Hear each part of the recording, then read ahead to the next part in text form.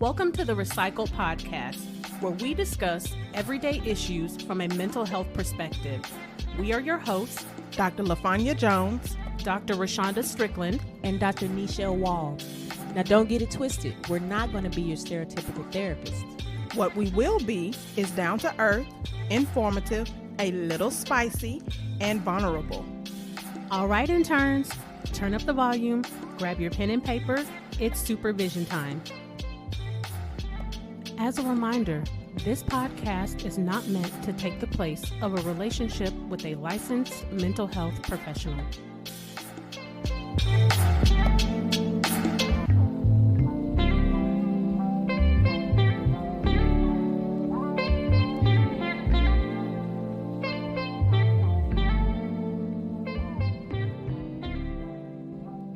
Welcome back to Session 16, Tug of Words. Okay, interns, this week we are going to go over negotiation versus compromise. Good topic, huh? Because a lot of people think they're the same thing. Yes. They're not. No, they're not. Especially when you're in relationships. Mm-hmm. So compromise is one of those situations where neither person actually gets what they want. It seems like it's more of the negotiation where each person is able to get something in exchange for what they want. So, a lot of times people think that compromise is the win-win, Mm-hmm. but it really ends up being, lose-lose. Mm-hmm. Because with compromise, yes, and even with negotiation to some extent, but we both have to give up something. Mm-hmm. The hard part with compromise is that we both don't get something. Yeah. So an example, just to give you examples of both. Example of compromise would be, so Dr. Strickland wants to eat Mediterranean food today, and I want to eat seafood. So then we just decide, okay, let's just go eat pizza. Mm-hmm. Is that compromise or is that negotiation? That's Compromise. compromise. Is it compromise? Mm-hmm. Because I thought... So let me give you the example for negotiation, then it may help. So negotiation would be, she wants to eat Mediterranean, I want to eat seafood. So we say, okay, you know what? Let's go eat Mediterranean today, and we go eat seafood tomorrow. See, I have them flip-flopped in my brain then. Mm. Because in negotiation, I thought it was neither of us get what we want today. We pick something else. That's compromise.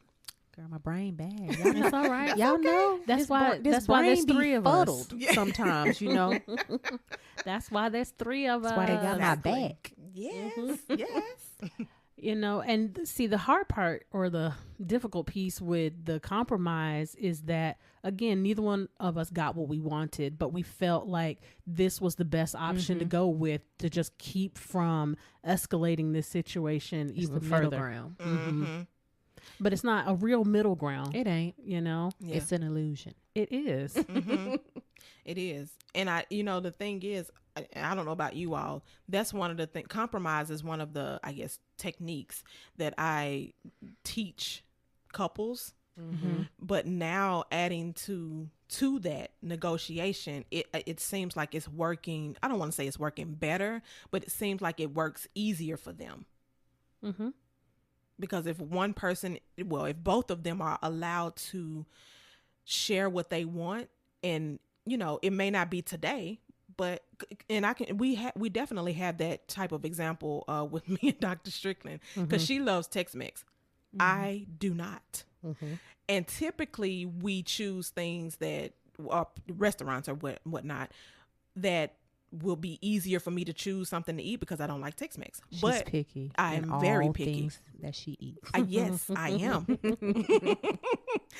And so every blue moon, I don't want to say every blue moon, I'll be like, well, let's eat Tex-Mex, because we never eat Tex-Mex. I try to, we try to make sure we get hers in too, because I'll eat some tacos or chicken quesadilla. Yeah. Hot mess. How you live in Texas and you don't like Tex-Mex? Girl, I'm here by default. It's hot here. I like hot weathers. I was like, look, I can eat chips and queso just about every day. Yeah, she can. Chips Literally. And salsa, guacamole. chips Yes. I could literally, I can eat chips I and guac. keep tortilla chips on deck with at little home margarita. all the time.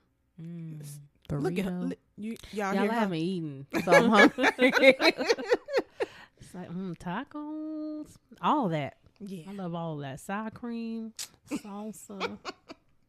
Yes. Make me hungry. But I do agree with what you were saying, Dr. Jones. Like this year, I have really been working with a lot of my clients to work on their negotiation skills because what I have found with the compromise is that, and this often ends up being the more passive individual in the couple, because it can be the man or the woman or the, whatever floats your boat. They tend to not get anything that they want, and they're just like, I'm just trying to save, I don't want to rock the boat. I'm like, well, you need to rock the boat, because this person that you claim to love needs to know that this is not okay for you. And so I've really been, as a therapist, trying to work on my clients working more towards negotiation tactics, and you lay everything out there, and then you tell me what you okay with and what you not okay with, and then you lay everything out for your side. But it is like pulling teeth to get them to switch from compromise to negotiation. Yeah. And I think that's because we promote the word compromise A lot. Yeah. and pretty much throughout our our society. You rarely hear anybody say negotiate. You do like, well, negotiate your salary or something like that. And but we don't even do that. that, yeah.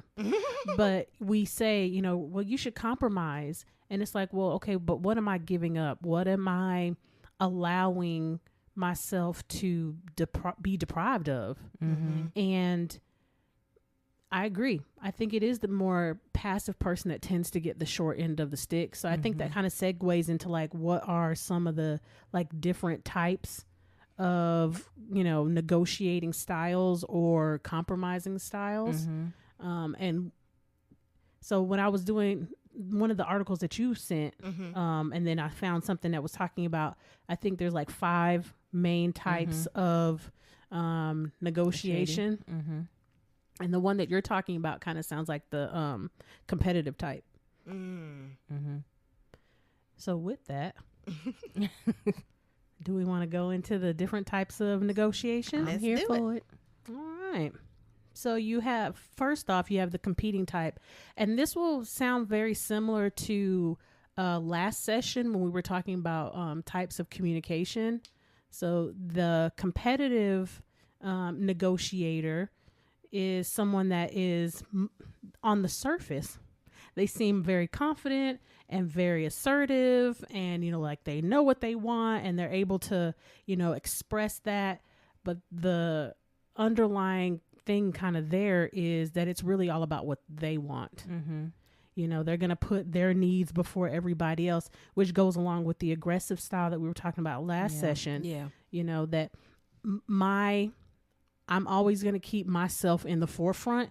And then if I feel like thinking about what you need, that's sad. Then I will. That hurt me.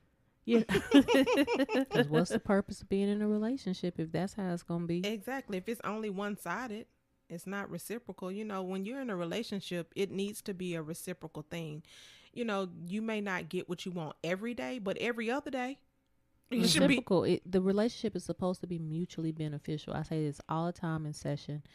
Don't be in relationships that are not mutually beneficial. Like, what am I getting out of it? What are you getting out of it? Because then the growth of the relationship is going to become stagnant, and we ain't going to be okay.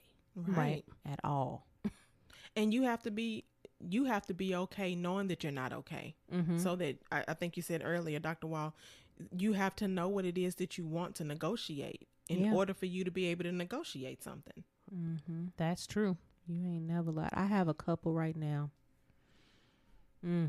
And they are polar opposites in so many different ways. And it's like pulling teeth to get the gentleman of the couple to say what he wants.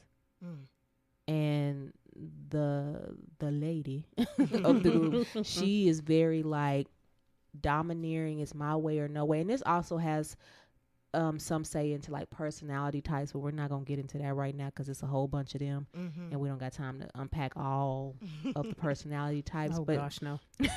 But even in that, it's like, y'all got to stop getting into each other's lane, because that's what really starts happening with them. They get into each other's lanes and they're like, well, no, I'm going to do this, and no, I'm going to do. Okay, why are you doing what he's supposed to be doing, and why are you doing what she's supposed to be doing? You ain't even doing what I told you to do. Right. We in the same spot we was 6 months ago. Can you stop it? Yeah.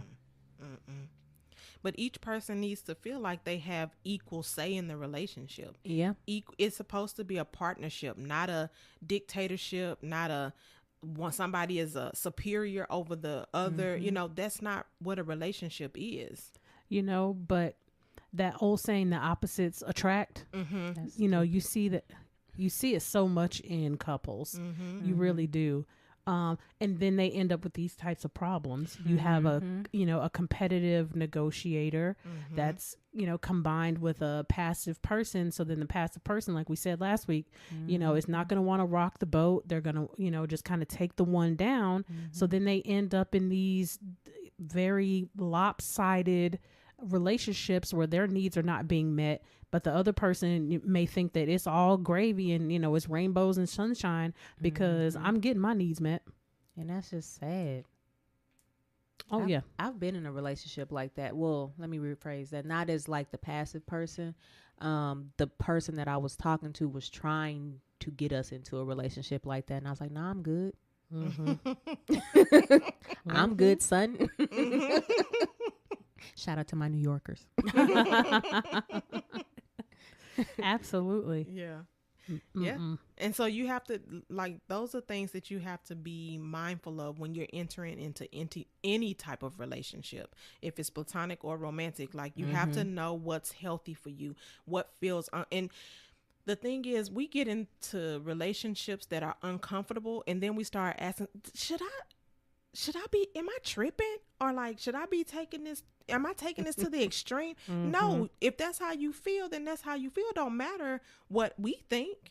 If you're uncomfortable in the relationship, then it's uncomfortable. So either one of two things have to happen. Either talk about it and address it so it can hopefully change, or let it go. Yeah. But people not trying to let go of stuff. They want to hold on to it to their life. Their hand is bloody and toe up and mangled. Yes. Yeah, I know. And the thing is, I can sit up here and say that like it's easy to let people go, because easy. it's not. And so sometimes, I understand why people don't want to let the relationships go, but okay, keep being unhealthy and sad and hurt. It's a process, definitely, but at a certain point you got to be like, is this healthy for me? Like, that's really the question you have to ask yourself. Not, do I got a way out? Not, is this going to work in my favor? Like, is this healthy for me? And if it's not, you got to be willing to do what you need to do in order to survive. And you have to know you're worth that. Yeah. But, we don't say that to people. The culture at large says things like, but that's your... insert that person's role. But that's your wife, but that's your husband, but that's your mama, but that's your sister, and we force people to stay in things that even in the deep recesses of their mind, they know is not healthy for them. But the pressure on the outside says, because of who this person is to you, you should be able to put up with whatever it is they throw your way. And what kind of abusive, dysfunctional thought process is that? Like, when you really sit back and think about that, there's nothing healthy in that statement at all. But people, and especially when it's like family relationships, people have a hard time letting go of unhealthy family members.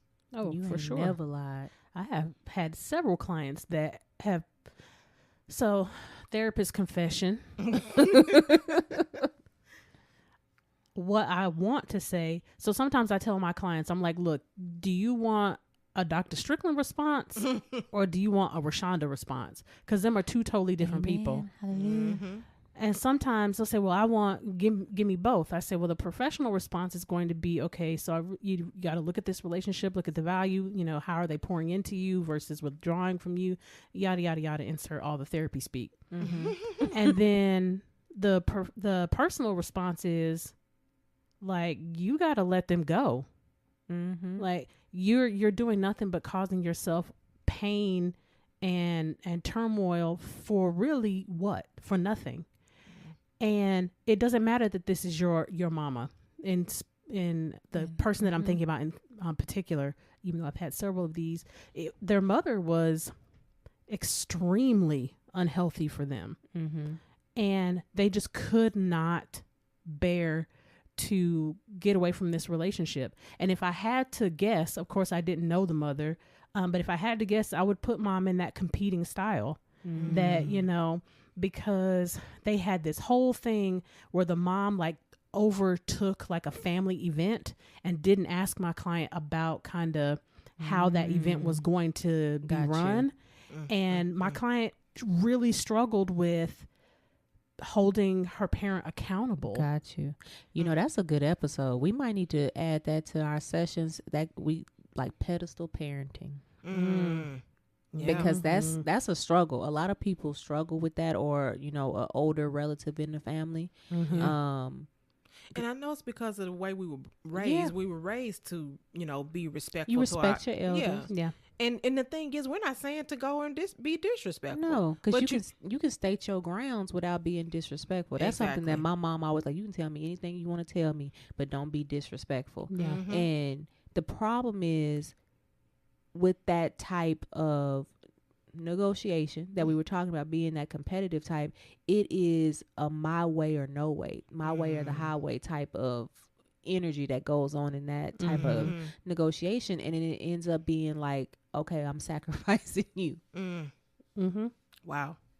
Well, I mean, that's kind of what happened with this person. Like their parent essentially was like, well, did the it's my way or the highway kind of thing. Like, well, if you don't do this, then I'm not coming to the event. Okay, then don't come. Right. Which I'm then, going to be real sad. Yeah. So this client, and which is actually a good segue, was more of this next type of negotiation style. They were more of the avoider type. Okay. So they just kind of was like, okay, whatever.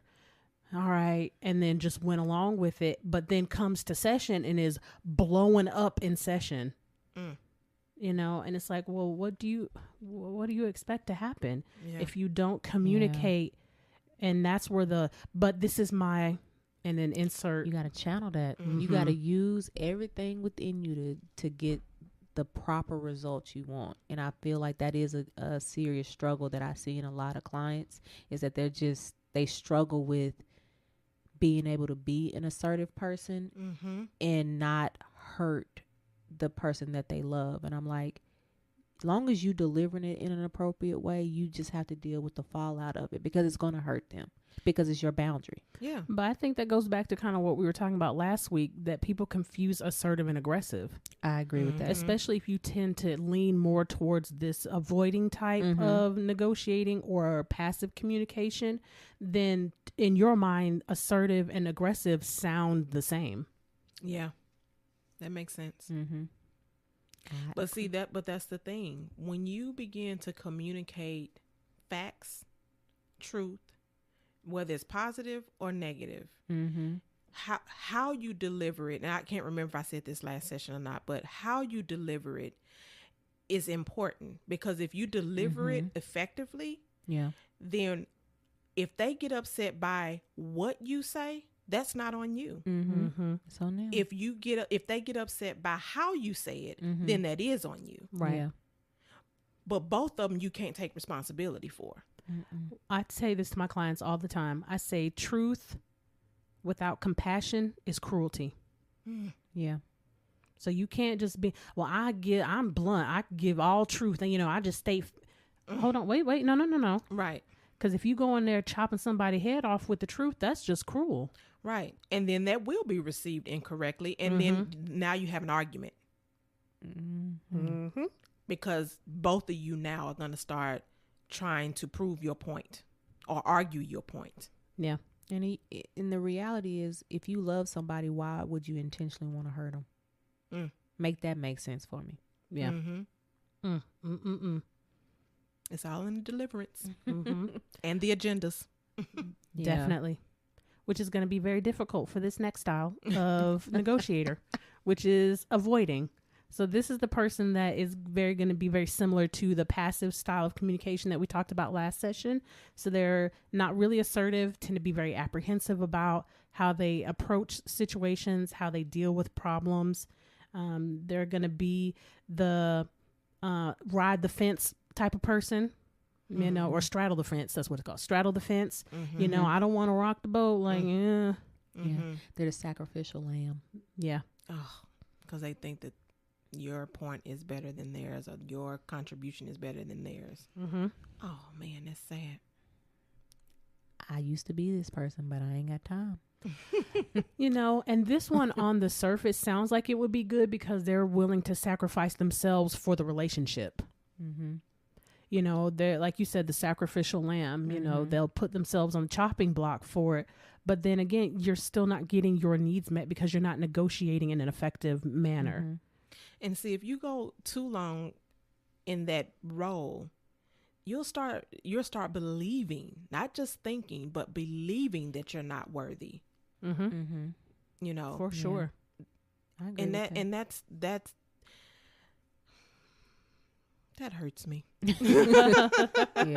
And I have to say, maybe I'm not the avoiding back in the day. I'll probably be more like the next one that's about to come up, because I don't avoid things. Like when I think back, I don't have a problem with talking about stuff, but it is more so, I want to love you. I want to help you. So go right on ahead, Dr. Wall. Well, the next style, I'm going to let her go into depth about it, but the next style is accommodating.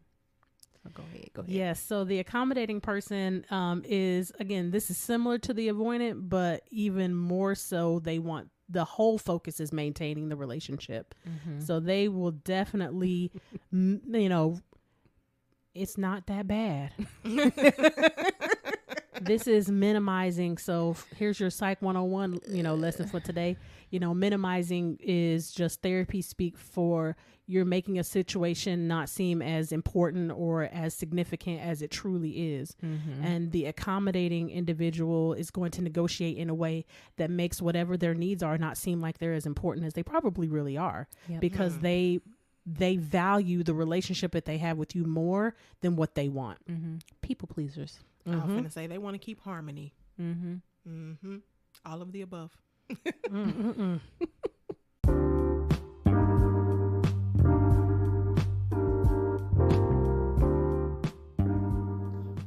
If you haven't heard about Anchor, it's the easiest way to make a podcast. Let me explain. It's free. There's certain tools that allow you to record and edit your podcast right from your phone or computer. Anchor will distribute your podcast for you so it can be heard on Spotify, Apple Podcasts, and many more. You can make money from your podcast with no minimum listenership. It's everything you need to make a podcast in one place. Download the free Anchor app or go to anchor.fm to get started. That's ANCHOR.FM.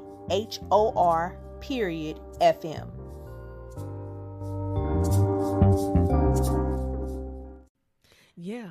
And again, on the surface, this looks very noble. I mean, it is noble, but at what expense? Exactly. There has to be balance. Yeah, and that's agreed. Why when we were talking last time, that's when you had them fits of rage and you black out. It's too much. You can't continuously suppress your emotions and not deal with stuff, not process what's going on with you, or not tell the person that they're stepping all over you. You know, because a lot of times they really don't know they're stepping all over you. It's you're allowing it. Right. Man, I know we've said this several times, interns, so please forgive us, but that is a hard pill to swallow. That when you really realize that you have allowed some people to treat you in a certain type of way that doesn't mesh well with who you are really and truly, but because of what you've been taught, what you believe, you know, in all those ways that you've done that. You know, you've allowed people to use you, abuse you, you know, all kinds of things. And talk to you any kind of way. Yeah. I had a client and someone I know personally had that conversation with them, and they both kind of was like, boom, light bulb. and instant tears, because it's like, dang, I didn't realize I was doing that. I really thought I was doing a good thing and trying to be there for that person and build them up and all of that. But at the end of the day, you lost you in the process of doing it. And I can speak from experience because I have been this person.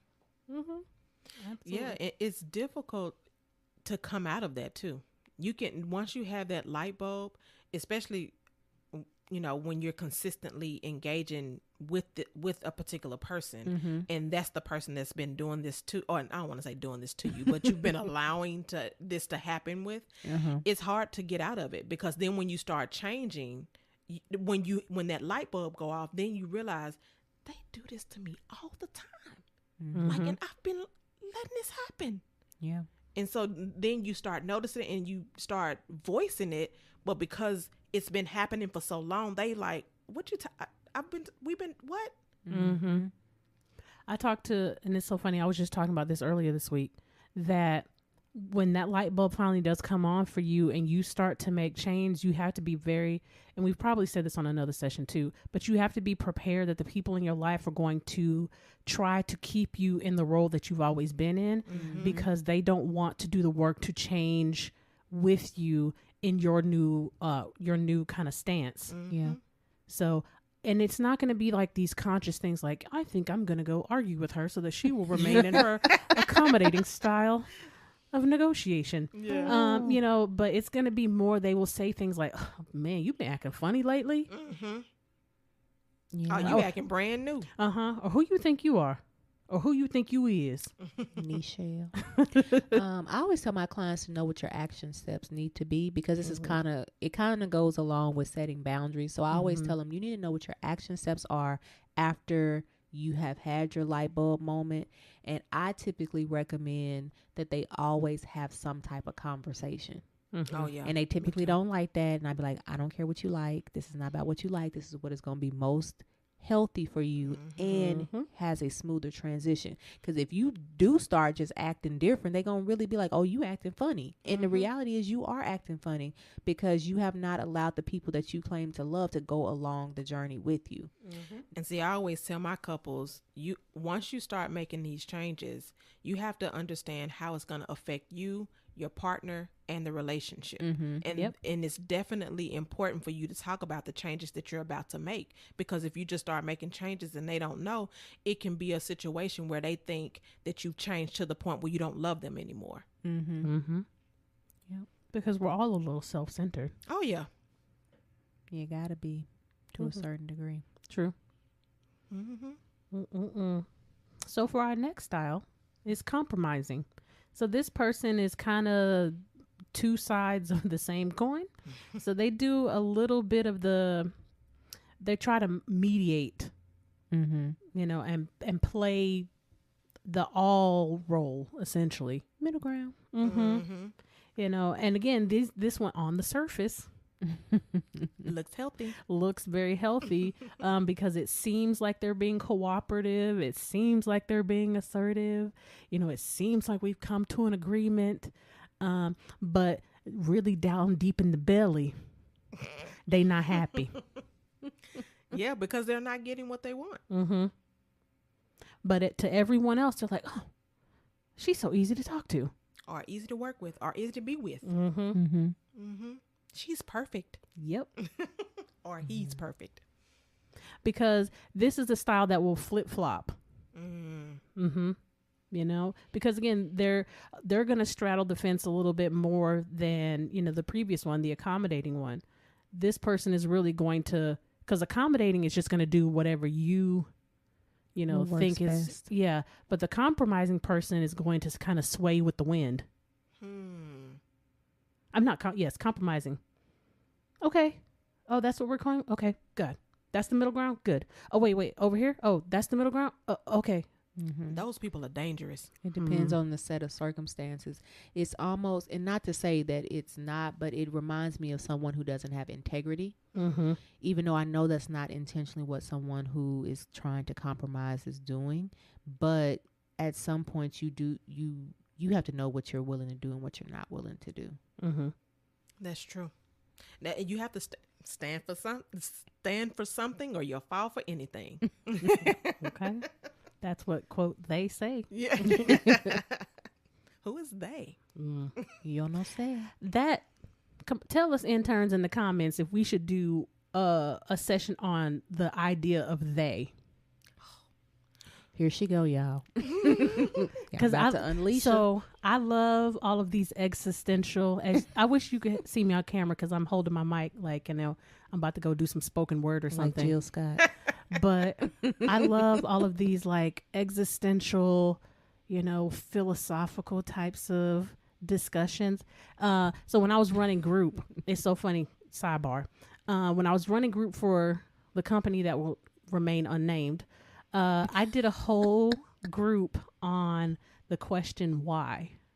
I bet you did. I did, and the kids loved it. Because those are the kids that we had. Yes. Now, The brainiacs. this literally was on the fly because I had not prepared for group that day. So I was like, oh, God, what am I going to do? And I just wrote the question why on the board. And then we just kind of took it from there and ended up with a whole hour and a half discussion about the question why. Yeah. Like, what does it mean, for you? What does it mean for others?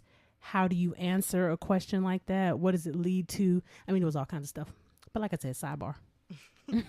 So y'all let us know in the comments. So I'm going to go ahead and put mine and say yes.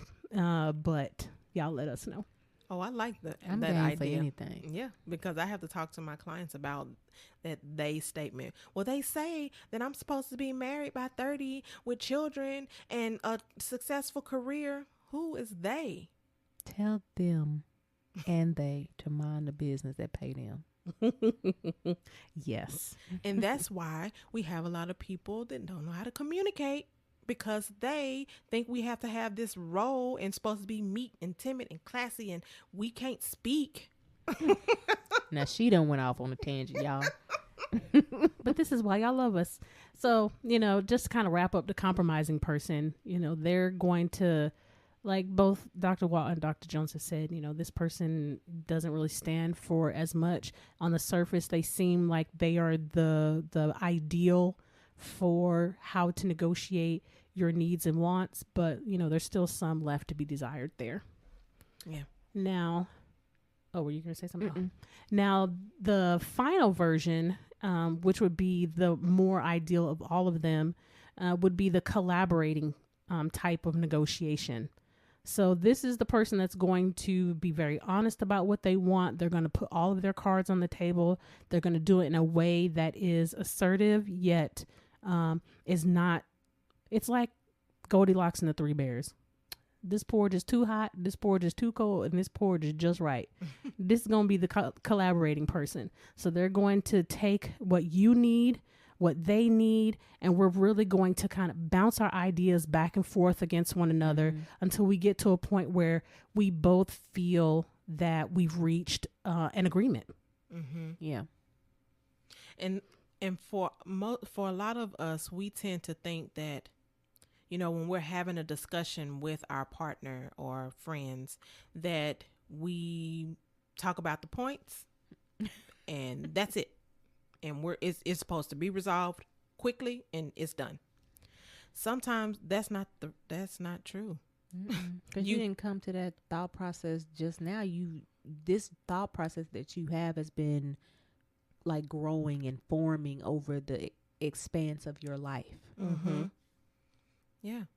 And so you have to make sure that you look at all sides, my side and your side of how what I said or did may have affected you, and being empathetic and understanding what you feel so that I can make sure I address that in my communication with you. Like, okay, I can understand how you felt hurt when I said this said comment in this certain way. We have to be able to communicate all sides of those things so that we can make sure we're being understood and we understand. Self-awareness. Man, self-awareness is so key. It's necessary. Yes, it is. But it's so hard to do because we love to lie to ourselves. Everybody don't want to do that shadow work. Yeah. Because it's not pretty. Self-awareness is not this little cute wrapped up in a bow thing. It's, you got to get for real with yourself, and you got to deal with some demons that you got. Mm-hmm. You know, and that scares some people. And you realize that you really don't want to be vulnerable with the most important person, which is yourself. Mm-hmm. It's scary. Yeah. It is. But the thing is, it's scary because you're going to feel something. Mm-hmm. But feelings have never killed anyone. No, they haven't. Now, is it uncomfortable? Oh, yes, most definitely. And you don't want to feel it. But if you just go ahead and deal with you and feel it, it'll be over. So speaking of that, something I've been talking about with my clients recently is the 90-second rule. And what that is, so if you sit in a feeling for 90 seconds, the physical effect of that feeling essentially is gone. After that 90 seconds, the mental effect may not be gone, but your body is essentially over it. Mm-hmm. So, and I talked to them, of course, you know, I told you I like to use humor in therapy. So I'll say something like, you know, like, can you hold a plank for a minute and a half? Like, it seems like it's real quick, but the second you need to hold a plank, you realize how long a minute and a half really is. Oh, no, I'm going to use one worse. Burpees. I hate burpees. Yes. You have to do burpees for a minute. You realize, oh, God, that minute is so long. You know, and it's because time is relative, of course. You know, if you're doing something you enjoy, 3 hours can pass in the blink of an eye. But if you're dreading what you're doing, it literally feels like 4 days. So I talked to them about, okay, so if, you know, this is the most extreme version of this example, but set your watch or set a timer for a minute and a half and sit in that feeling. By the time that timer is up, your body has said, okay, I'm good. But if your mind is still reeling from it, then that's the thing that you really need to deal with. Yeah. Because then I'm creating my own sense of hell here. Yeah. Because my mind is the one that's not letting it go. My body let it go already. And you know, to add to that, I have to talk to a lot of my clients about identifying the right emotion to start off. Because if you start trying to do the 90-second rule with the wrong emotion, of course, it's going to be difficult for you to let it go because you haven't identified the right emotion. Agreed. So I tend to send my clients, every client I have, I send them a feeling sheet. Everyone. Because and you can Google them, interns. You can Google feeling sheets. And because I try to get people to identify the right emotion. I send the feeling sheet so that you can enhance your vocabulary of emotions. Because we only have the famous 5. Yeah. I make my people do a whole mood chart for at least a week. And if that mood chart comes back with sad, happy, angry, then they got to do it again, because I'm like, you got way more emotions than that. And they get the feelings list. I give them the smiley face version. I give them the word list. I give them the emotional wheel. I give them all of that, because I'm like, you're not going to have no reason to not do your homework properly. Yeah. But what they find out is that they're emotionally stunted or emotionally retarded, not retarded, retarded as in music. You retard music. And so they don't know how to properly cope with anything. And then the people in their lives don't know how to deal with them because they're trying to address the wrong feeling. Yeah. So if you tell me that you're angry, but the feeling that you're feeling is really disappointed, I'm going to try to address angry. Yep. And then you're going to stay angry with me because I'm addressing the wrong feeling, because it's really your disappointment in me that I should be addressing, not your anger. Yes. Yep. And that happens all the time. It does. But if you were a collaborating negotiator, Like that. I like that. you would be communicating that in a way that this behavior led to this feeling, which led to this, result. How can, in the future, how can we do better so that when this situation arises again, we have a plan on how to deal with it? And that's self-awareness and collaborative. You see how we brought that back, y'all? See, we can be a little tangential, but we know how to bring it back. And it's okay. For sure. That's why y'all listen to us. I definitely think it's important that we make sure and let our listeners know, our interns know that, you know, when you're listening to us and we're talking about these different things, to, you know, do some self checks. You know, does that resonate with you? Does it not resonate with you? Do you know somebody that needs to listen to this particular session? Because like we've been saying, that self-awareness is going to be key to your forward progress. And what we find a lot of times is that people talk a good game, but they don't do the work.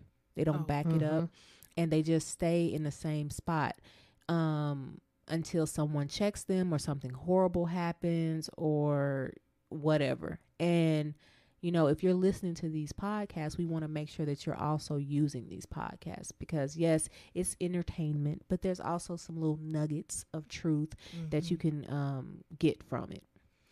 And like, although y'all know this isn't therapy, it's like y'all getting free therapy up in here. So application is key. Yes, yes. So I'm going to say that again so that when we, you know, on and popping, they can't come back and say, well, y'all was doing therapy on the air. This is not therapy. It is therapeutic, but not therapy. Exactly. Techniques that we just broadcasting all over the airwaves. You hear that, lawyers? We just want to make that clear. Yes. And it's in the beginning of the music, when the music comes on. Yeah. You know, so little segue, little side note.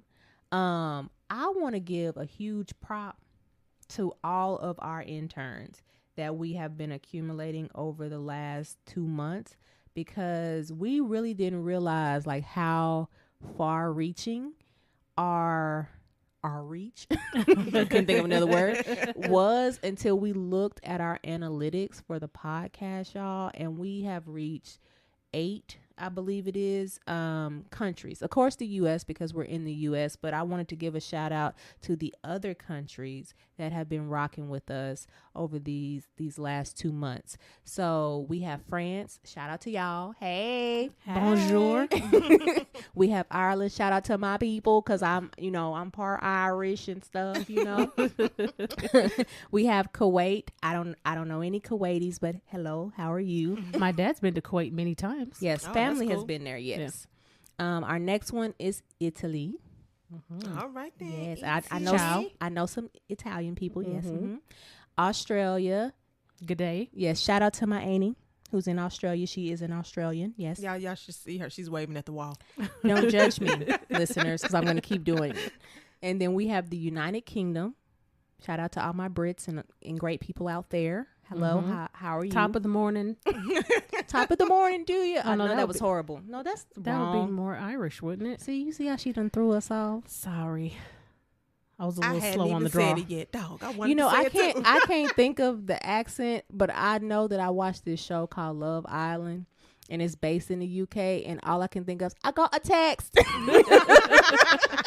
So y'all excuse me. Don't butcher us, or I know I'm over here messing stuff up. And then our final country that has been listening to us so far is India, and that was a shocker. We were like, whoa, I know. Yeah, let me find out. That's pretty cool.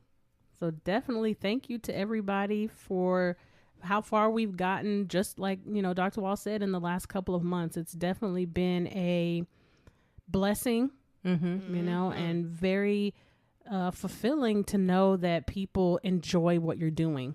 Yeah. Because this is a scary thing. You're putting yourself out there, personally, you're putting yourself out there professionally. So it is a very fearful thing to do. And it's been very overwhelming in a good way that you guys enjoy what we do on a continuous basis. So thank you. Thank you for the compliments. Thank you for listening. Thank you for tuning in. Thank you for all the other synonyms. Muchas gracias. Yes. Well, as customary, we are going to read a quote, and it is, No relationship is perfect ever. There are always some ways you have to bend, to compromise, to give something up in order to gain something greater. And this quote is by Sarah Dessen. Must be this volume control. So, okay, interns, process your notes. Be sure to catch us next session and find us on all major platforms at The Recycled Podcast. If you're a new intern, be sure to like, comment, subscribe, and share. Thanks for listening. And remember, we are shifting and reshaping our psyche through healing conversations and connections, one discussion at a time.